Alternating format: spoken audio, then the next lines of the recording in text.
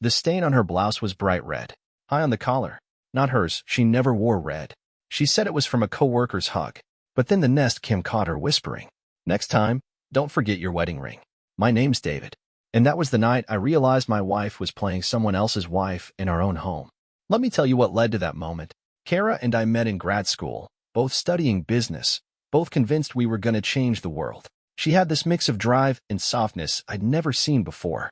Could walk into a boardroom and charm every tie in the room, then come home and laugh with her whole chest at reality TV. We moved in together after a year. Married 2 years later. Build a house, a life, routines. The kind where you leave notes in lunchboxes and fall asleep with your legs tangled. I thought we were solid. Not flashy. Not dramatic. Just us. Until a few months ago. She started working late more often. Said her team was on a brutal launch schedule. I believed her. She's always been a workhorse. The kind who never missed a deadline. Never half-assed a pitch. But something changed. She'd come home wearing perfume she never used to wear. Started showering the second she walked in. Said it was stress. Said she needed to wash the day off. I didn't question it at first. I mean, who wants to believe the person you love might be lying to your face? Then came the lipstick. I found it while folding laundry, a cherry red smudge on the inside collar of the blouse she wore to a work dinner. It wasn't hers. She never wore red. Always said it made her look too harsh. When I asked, she barely blinked. "Oh," she said, "that's from Lisa. She gives these big, messy hugs when she drinks. Probably just smeared a little." I nodded, tried to believe her. But it wasn't the first strange thing lately. New perfume. Late nights. Quick showers the moment she walked in. And every time I'd asked, she had an answer, just believable enough to quiet the doubt. Until now. That night, after she fell asleep, I opened the Nest app. We'd installed the camera by the front door for packages, but lately, I'd been checking it more often, not because I was suspicious.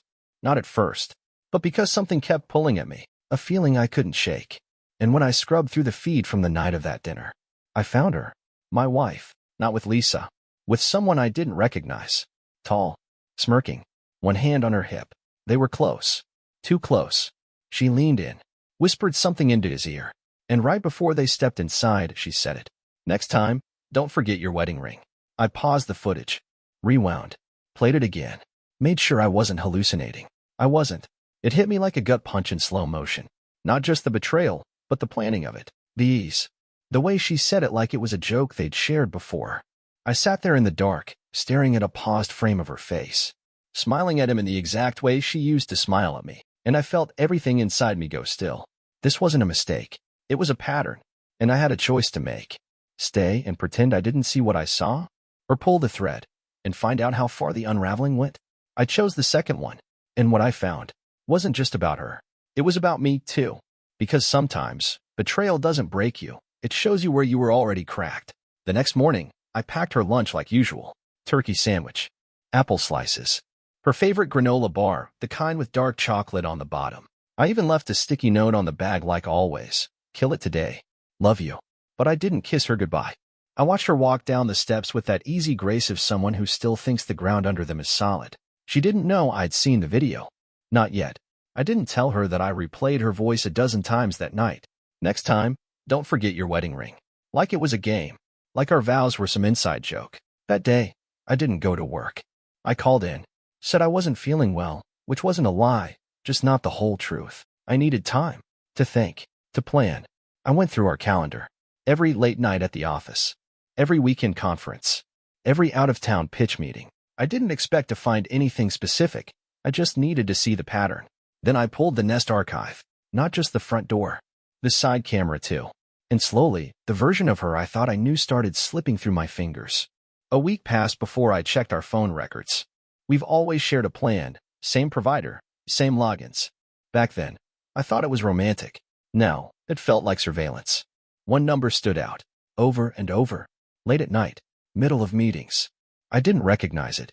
I almost didn't search it. But curiosity got the better of me. So I typed it in. And there it was. Tyler Martin, sales director. Same company. Different department. Married. That last part made my stomach twist. So it wasn't just betrayal. It was symmetry. Two people cheating on their spouses like it was part of some secret networking club. I sat back in my chair. Let the name settle. Tyler. She never mentioned him. But she did talk about a big account last month. Said she was partnering with another division to land it. Said it was stressful, that she'd be home late. I'd made her tea that night, rubbed her shoulders while she vented, listened like a damn fool while she used me as the place to recover from him. I thought about confronting her that night, showing her the footage, asking her to explain herself while her world came crashing down around her. But I didn't, because I wanted to see what she'd do first. So I waited, watched, tracked her next few days like a detective watching his own life from behind glass. And what I saw was a woman split down the middle. She laughed with me like nothing was wrong, cried during a movie, bought us tickets to a concert 3 months out, like she was planning for a future we weren't even really in anymore. But at night, she was glued to her phone, texting with the screen tilted away from me, saying she was checking numbers or scrolling Pinterest. She didn't realize I could hear her notification sounds from the kitchen, soft little dings that lined up with his number every time. Then came the night I couldn't hold it in anymore. She got a call after dinner, said it was her boss, took it upstairs. I followed her quiet, just enough to hear. She was pacing, laughing softly, said something about missing last time, and next week. Then she said it. Don't worry. He never suspects a thing. That was the moment I stopped being afraid of what I might lose. Because I realized I'd already lost it. All that was left was the pretending. And I was done pretending. I didn't confront her that night. Not yet. Because I had one more thing to do first. Something I knew would change everything. The next morning, I went to work like nothing was wrong. Shook hands. Smiled. Answered emails. Ate lunch at my desk like I always did. The world didn't know my life was collapsing inward like a house with termites in the beams. But I knew. And I had a plan. I texted my buddy Ryan, works in IT security. Not the shady kind. The kind who helps companies clean up leaks and track internal threats. I said, I think something's off. I don't have access to her phone, but is there any way to see if she's syncing anything from home? He didn't ask questions. Just said, send me the Wi-Fi router login and give me a few hours. By noon, he called. There's a recurring connection to a private Dropbox account, same device ID as Kara's phone. Uploads every night around midnight. File types match compressed videos. Probably sent from her phone. I was silent. He paused. Want me to try pulling a few? Yeah, I said. If you can. 10 minutes later, he sent me a folder. 11 files. All under 5 minutes. And all of them, her. One of them almost didn't download, corrupted metadata or something. Ryan said, you're lucky I caught it before it got overwritten. Whatever it is, it was recorded the same day she told you she was too sick to get out of bed.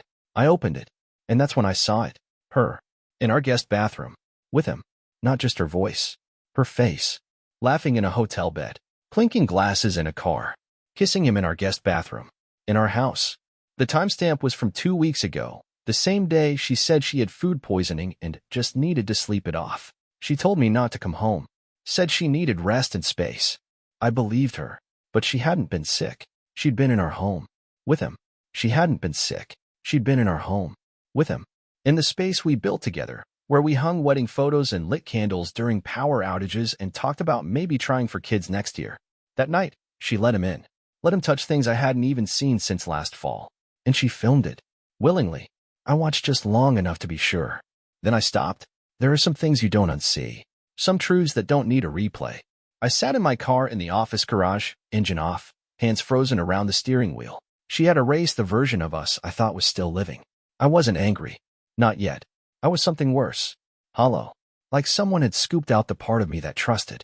That night, I didn't go home. I drove to my brother Matt's place.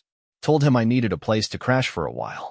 He looked at me, real quiet, then handed me a beer and said, spare room's clean. Whatever it is, you don't have to explain it yet. That's what older brothers are for. I didn't sleep. I laid there in the dark, trying to remember the first time Kara ever lied to me. I couldn't. Maybe it was small. Maybe it was about something dumb, like I didn't finish the ice cream, or I didn't forget our anniversary. But lies don't start big. They start tiny, casual. Then they grow teeth. By morning, I had a plan. Step 1. Make a copy of everything. Videos, logs, camera footage, phone records. Step 2. Get a lawyer. Not because I wanted revenge, but because I wasn't walking blind anymore. If this was ending, it wasn't going to be another performance she controlled. Step 3. Give her the chance to come clean. 1. Final. Chance. I texted her around noon. Dinner tonight? Just us. Been missing you. She responded in under a minute. Would love that. I'll make your favorite. What time? I said 7. Then I made a folder. One she couldn't ignore. One she couldn't explain away with a coworker's name or a fake apology.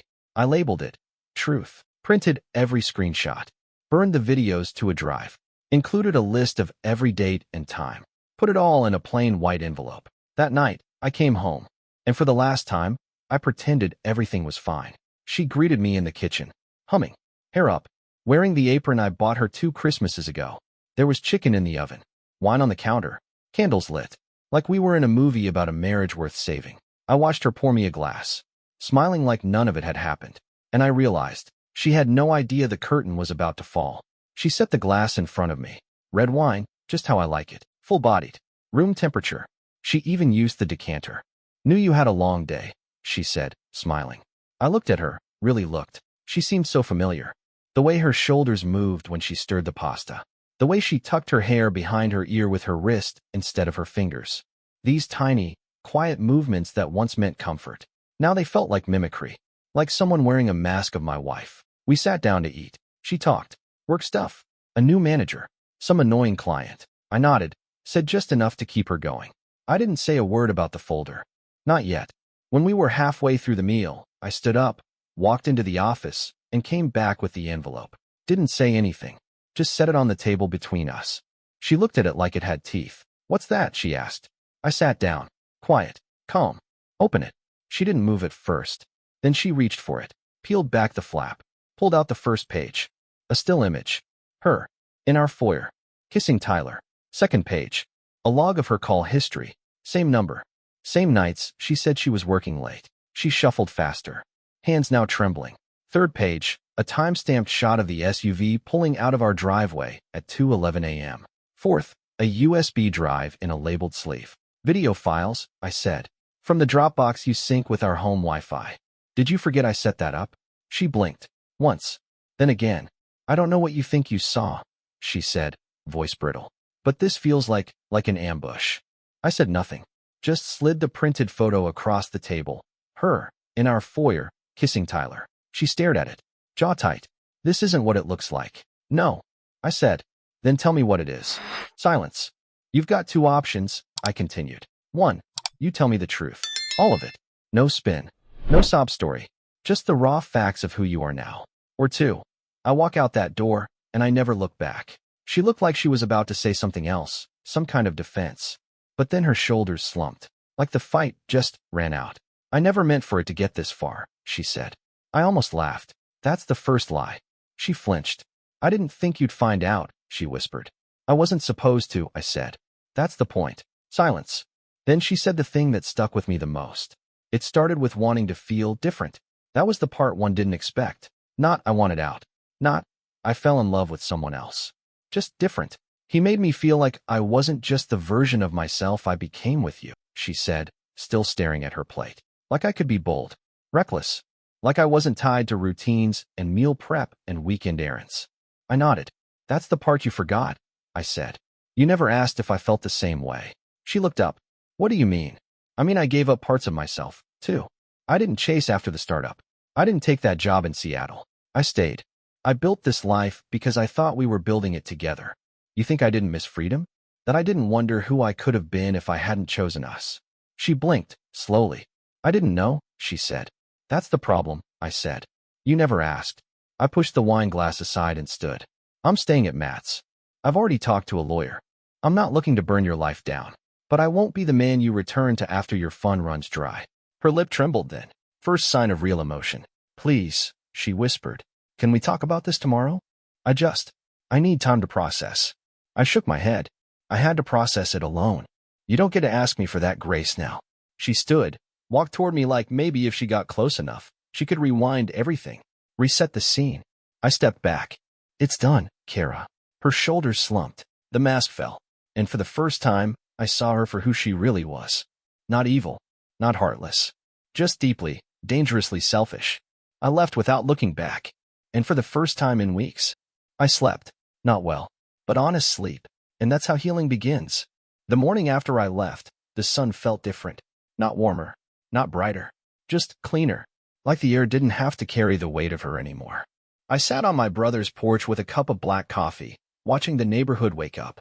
Joggers, sprinklers, A kid on a scooter dragging a backpack behind him like regret. Matt came out and sat beside me. "You gonna tell me what happened?" he asked. I handed him the envelope. He flipped through it slowly, made it halfway before he stopped. "Jesus." I nodded. He shook his head, set it on the table between us, and said, "You want me to go slash a tire or two?" I laughed. First real one in days. "Nah," I said. "That's the old me." We sat there a while, both staring out at the street. Then Matt said something that stuck. "You know, for what it's worth, you didn't lose her. She lost you. Big difference." That hit harder than I expected. Because somewhere in all this, I'd started to believe I was the one who failed. Like maybe I'd been too boring, too routine, too available. But that wasn't it. It wasn't about what I lacked.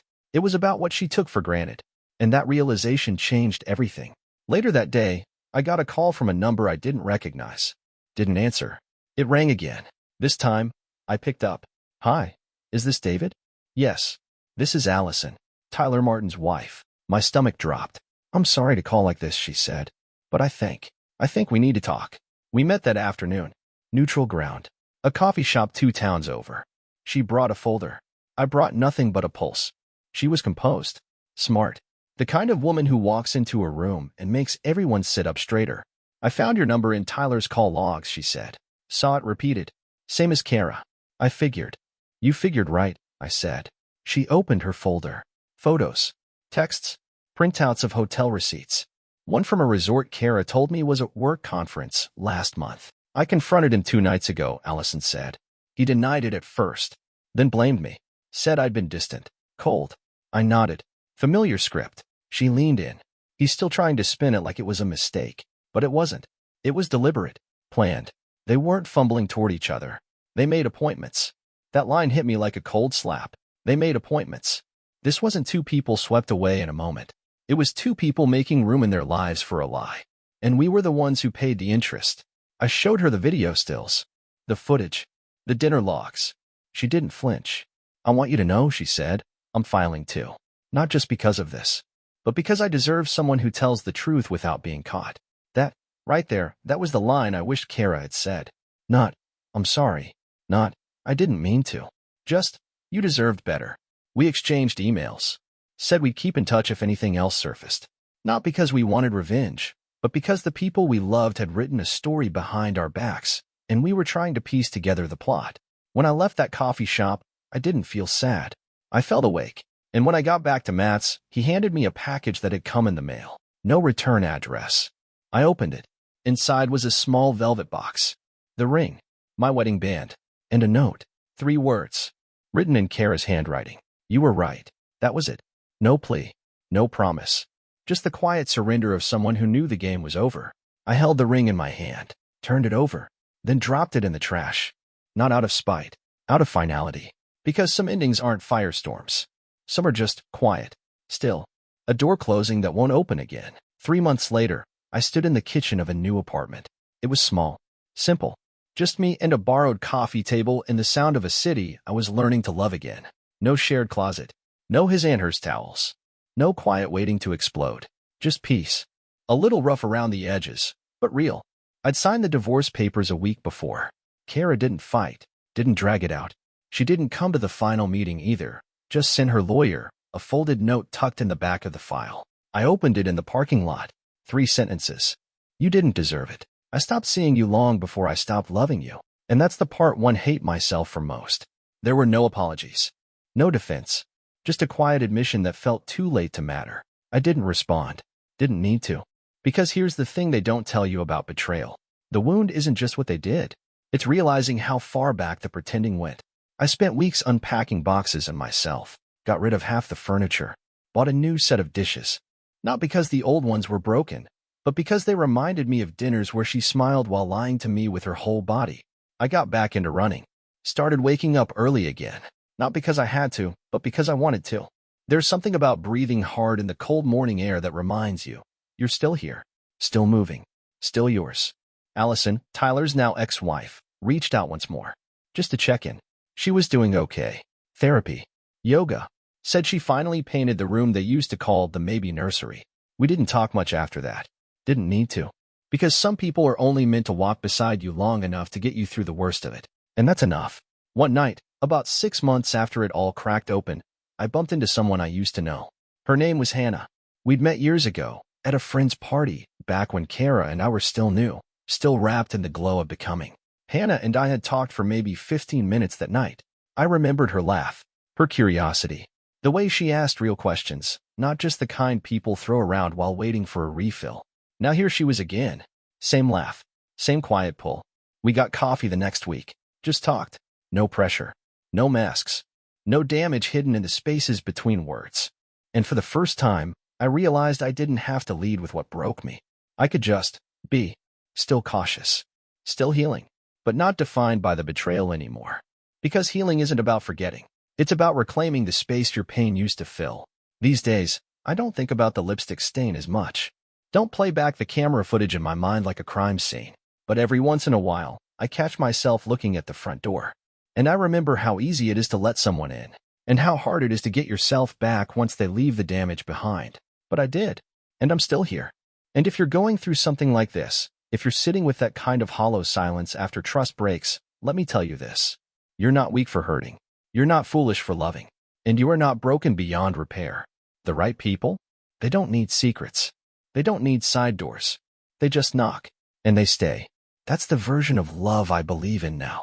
The kind that doesn't need a password to feel safe. Just two people, fully present. No disguises. No lipstick stains. No lies. Just peace. Just home. And me? I'm still running. Still writing. Still here, but this time for myself.